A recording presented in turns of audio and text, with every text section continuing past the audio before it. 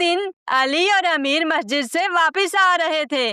امیر نے جیب میں ہاتھ ڈالا تو چہرہ ایک دم فک ہو گیا۔ علی، کیا ہوا؟ چہرہ سفید کیوں ہو گیا ہے؟ امیر، یار میری جیب میں مسجد کی قالین کا ٹکڑا ہے۔ علی، کیا؟ مسجد کی قالین؟ یہ کب اٹھایا تو نے؟ امیر، میں جھک کے جوتے پہن رہا تھا، قالین کا کونا میری جیب میں اٹک گیا ہوگا، خدا کی قسم میں نے چوری نہیں کی۔ دونوں ہنسنے لگے اور ہنستے ہوئے مسجد واپس گئے۔ امام صاحب بھی باہر ہی تھے۔ امیر، امام صاحب میری جیب نے چوری کر لی ہے۔ امام صاحب ہنس پڑے اور کہا، اللہ نیت دیکھتا ہے، عمل سے پہلے دل صاف ہو تو چھوٹی غلطیاں بھی معاف ہو جاتی ہیں۔